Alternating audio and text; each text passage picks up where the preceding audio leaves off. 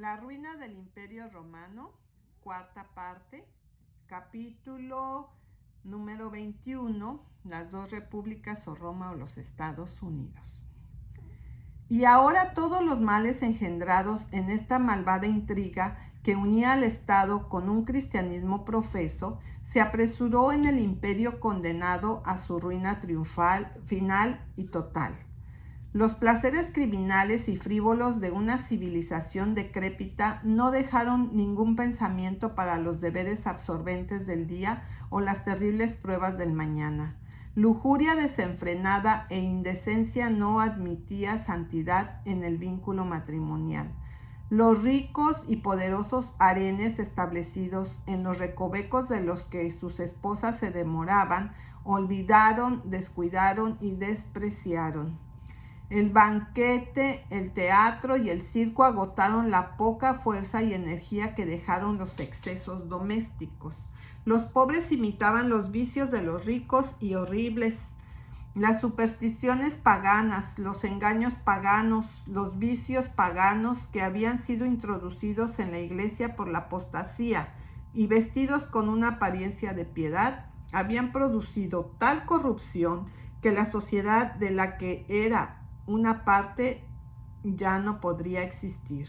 El incontrolable progreso de la avaricia, la prodigalidad, la voluptuosidad, ir al teatro, la intemperancia, la lascivia, en resumen de todos los vicios paganos a los que había llegado el cristianismo, todavía llevaba el Imperio Romano y la gente con pasos rápidos hacia la disolución, y finalmente lo entregaron en manos de los groseros bárbaros, pero sencillos y moralmente vigorosos. De adelante vinieron aquellos bárbaros rápidamente y en multitudes. Durante 100 años la nube oscura había estado colgando amenazadoramente sobre las fronteras del imperio, invadiendo ligeramente hacia el oeste y rompiendo ocasionalmente sobre el este. Pero a fines del siglo IV la tempestad estalló con toda su furia y la inundación fluyó ruinosamente. Ya en el año 377, 1 millón de godos habían cruzado el Danubio, y entre ese tiempo y el año 400 devastaron el país desde Tesalónica hasta el mar Adriático. En el año 400, una multitud de ellos entró en las fronteras de Italia, pero fueron restringidos durante una temporada. En el año 406, una banda de borgoñones, vándalos suevos y alani del norte de Alemania, 400,000 fuertes, invadieron el país hasta Florencia. En el asedio de esa ciudad, su curso se detuvo con la pérdida de más de 100,000. Luego regresaron a Alemania y con un gran número de accesos invadieron toda la parte sur de la Galia. Los borgoñones permanecieron en Galia. Los vándalos, los alani y los suevos invadieron toda la parte sur de España y llevaron a sus estragos en la mayor parte de esa provincia y, claro, al estrecho de Gibraltar. En el año 410 volvieron de nuevo las huestes poderosas de los godos y se extendieron por toda Italia, desde los Alpes hasta el estrecho de Sicilia, y durante 5 días infligieron a Roma tal saqueo como nunca había sucedido desde hacía casi 1000 años. Cuando el Cimbri lo dejó en ruinas, ellos marcharon de Italia y tomaron posesión del suroeste de la Galia, desde el mar Mediterráneo hasta el Cantábrico. En mayo del año 429, los vándalos, en cuyos números el alani había sido absorbido, cruzó el estrecho de Gibraltar en África y durante 10 años devastaron el país desde ahí hasta Cartago, ciudad de la cual tomaron posesión con gran matanza, el 9 de octubre del año 439. Y en el año 440, el terrible Gersérico, rey de los vándalos, gobernó el Mediterráneo y saqueó la ciudad de Roma. En el año 449, los sajones y sus vecinos alemanes invadieron Gran Bretaña, de la que pronto se convirtieron en los únicos poseedores. Exterminaron a los habitantes nativos. En el año 451 al año 453, otra poderosa hueste, 700,000 de todas las naciones bárbaras, encabezadas por Atila, desolaron a Galia Oriental hasta Chalons y el norte de Italia hasta el Ródano, pero regresaron de nuevo más allá del Danubio. Y finalmente, en el año 476, cuando Odoacro, rey de los Heruli, se convirtió en rey de Italia, el último vestigio del imperio occidental de Roma se había ido y se dividió entre las 10 naciones de bárbaros del norte. Donde quiera que fueran, estos salvajes llevaban fuego y matanza, y cada vez que partían dejaban desolación y ruina en su camino, y se llevaban multitud de cautivos. Así fue barrido el orgulloso imperio de Roma occidental desde la tierra, y lo que Constantino y sus eclesiásticos aduladores se habían prometido unos a otros, que deberían ser la eterna salvación del Estado, demostró su rapidez y ruina eterna. Era imposible que fuera de otra manera. Tenemos visto hasta qué temible profundidad de degradación la Roma pagana había desaparecido en los días de los Césares, pero el imperio no había perecido entonces. Había esperanza para la gente. El Evangelio de Jesucristo era llevado con seriedad, sencillez, y su poder celestial trajo multitudes a su luz salvadora y al conocimiento de la pureza de Jesucristo.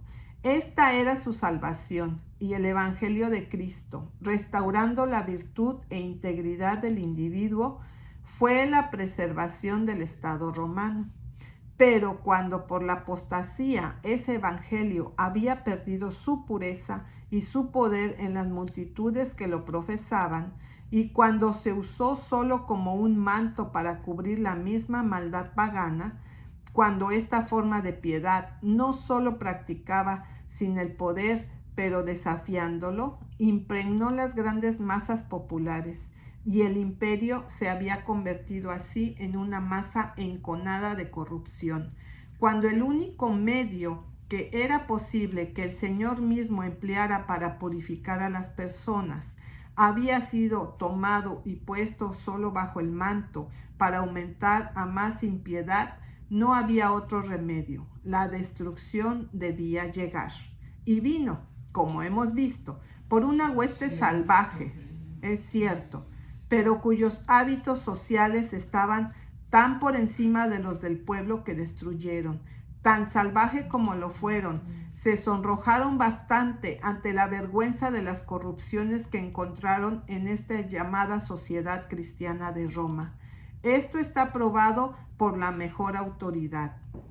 Un escritor que vivió en la época de las invasiones bárbaras y que escribió como cristiano, da la siguiente evidencia en cuanto al estado de las cosas.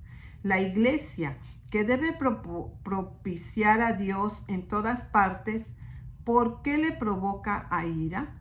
¿Cuánto puede uno encontrar incluso en la Iglesia que todavía son borrachos, libertinos, adúlteros, fornicarios, ladrones o asesinos o similares, o todos a la vez sin fin?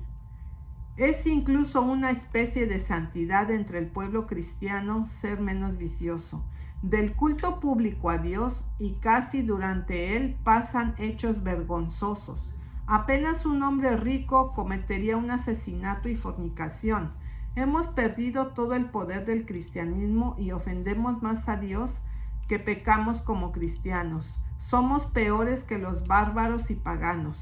Si el sajón es salvaje, el franco infiel, el godo inhumano, el borracho alaniano, el huno licencioso, son por razón de su ignorancia mucho menos punible que nosotros, que sabiendo los mandamientos de Dios cometemos todos estos crímenes.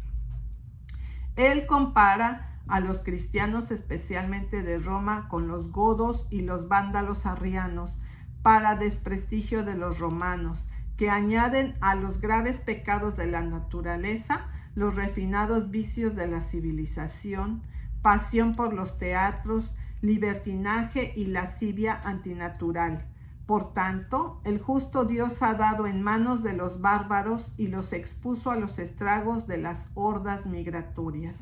Y esta descripción, dice el mismo autor, es en general, no es falsa.